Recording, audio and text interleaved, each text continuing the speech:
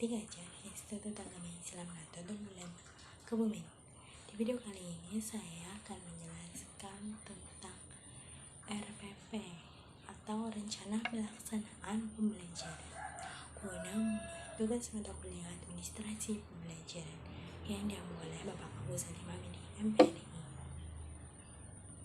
Ya, langsung saja ke pembahasannya. Apa sih itu RPP? RPP singkatan dari Rencana Pelaksanaan Pembelajaran.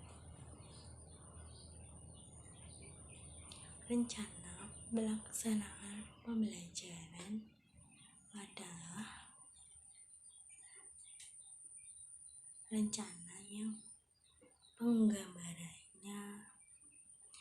rencana yang menggambarkan prosedur dan pengorganisasian pembelajaran untuk mencapai satu kompetensi dasar yang ditetapkan dalam standar isi dan dijabarkan dalam silabus. Prinsip penyusunan rencana pelaksanaan pembelajaran dalam Peraturan Menteri Pendidikan dan Kebudayaan Nomor 22 Tahun 2016 tentang standar proses pendidikan dasar dan menengah disebutkan serangkaian prinsip yang harus diperhatikan guru dalam menyusun rencana pelaksanaan pembelajaran. Yang pertama, memperhatikan perbedaan individu peserta didik. Rencana pelaksanaan pembelajaran disusun dengan memperhatikan perbedaan kemampuan awal, tingkat intelektual, minat, motivasi belajar, bakat, potensi, kemampuan sosial, emosi, gaya belajar, kebutuhan khusus, kecepatan dalam belajar, latar belakang budaya, norma, nilai, dan lingkungan peserta didik. Sebagai contoh, guru menggunakan secara bergantian penayangan video klip, poster, aktivitas fisik, dramatis, atau bermain peran sebagai teknik pembelajaran. Karena gaya belajar setiap siswa itu berbeda-beda. Yang kedua, berpusat pada peserta didik. Guru yang menerapkan pembelajaran yang berpusat pada peserta didik pertama-tama memberlakukan siswa sebagai subjek didik atau pembelajar. Yang ketiga, berbasis konteks pembelajaran. Berbasis konteks dapat terwujud apabila guru mampu mengidentifikasi dan memanfaatkan berbagai sumber belajar lokal atau setempat.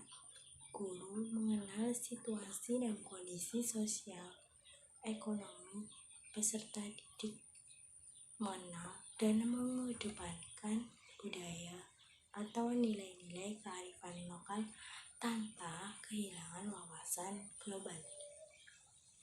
Yang keempat, berorientasi kekinian. Maksudnya adalah pembelajaran yang berorientasi pada perkembangan ilmu pengetahuan dan teknologi dan nilai-nilai kehidupan masa kini. Yang kelima, mengembangkan kemandirian belajar. Maksudnya, guru mengembangkan kemandirian belajar selalu akan berusaha pada akhirnya siswa berani mengemukakan pendapat atau inisiatif dengan penuh percaya diri. Yang keenam, memberikan umpan balik dan tindak lanjut pembelajaran. Rencana pelaksanaan pembelajaran membuat rancangan program pemberian umpan balik positif, penguatan, pengayaan, dan remedi. Yang ketujuh, memiliki keterkaitan dan keterpaduan antar potensi atau antar muatan. Rencana pelaksanaan pembelajaran disusun dengan mengakomodasi pembelajaran tematik, keterpaduan lintas mata pelajaran, lintas aspek pelajaran, dan keragaman budaya. Yang ke-8, memanfaatkan teknologi informasi dan komunikasi. Kegiatan pembelajaran dalam rencana pelaksanaan pembelajaran disusun dengan mempertimbangkan penerapan teknologi informasi komunikasi secara terintegrasi, sistematis, dan efektif sesuai dengan situasi dan kondisi.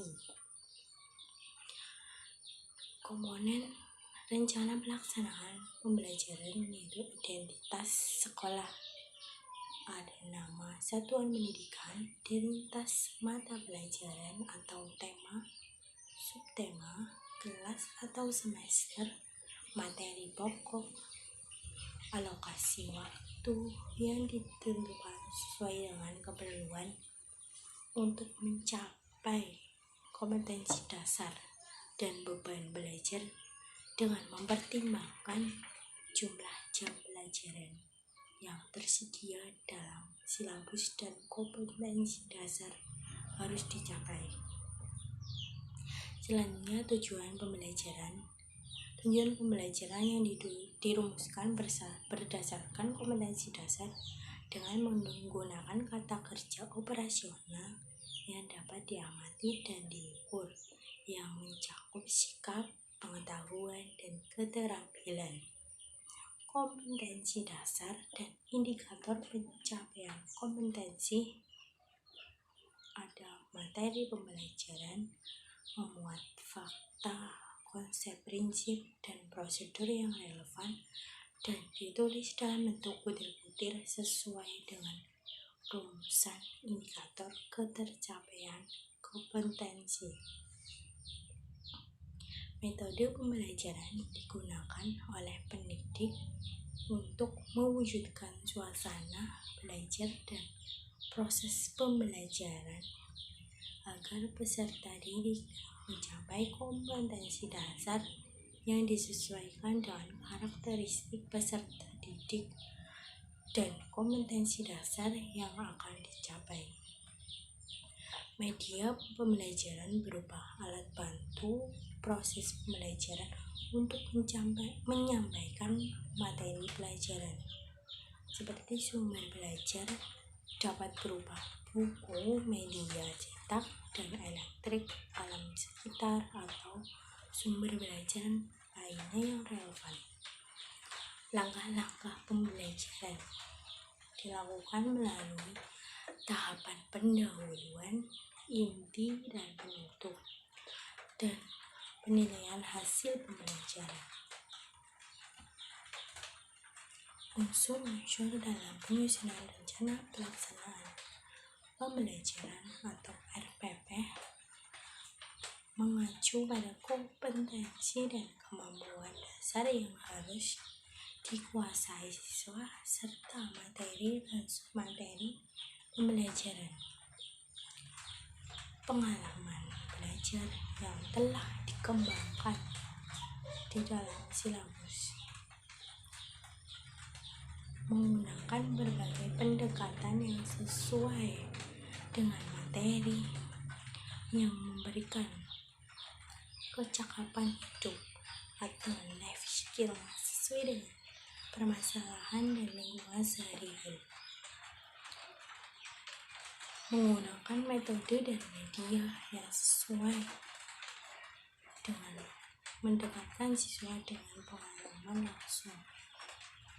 Selanjutnya, penilaian dengan sistem pengujian menyeluruh dan berkelanjutan didasarkan pada sistem pengujian yang dikembangkan selaras dengan pengembangan silabus.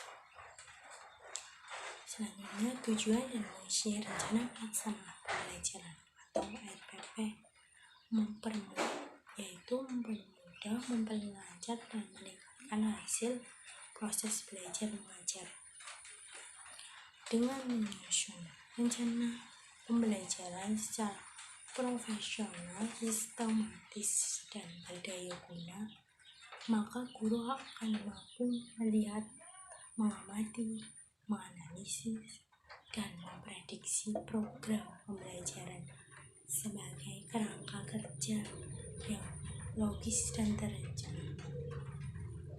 Fungsi rencana pelaksanaan pembelajaran atau RPP adalah sebagai acuan bagi guru untuk melaksanakan kegiatan belajar mengajar atau kegiatan pembelajaran agar lebih terarah dan berjalan secara efektif dan efisien. Demikian urian singkat mengenai pengertian rencana pelaksanaan pembelajaran dan penjelasannya. Sekian, bila ada tutur kata yang tidak berkenan dalam menyampaikan materi, saya mohon maaf yang sebesar-besarnya. Assalamualaikum warahmatullahi wabarakatuh.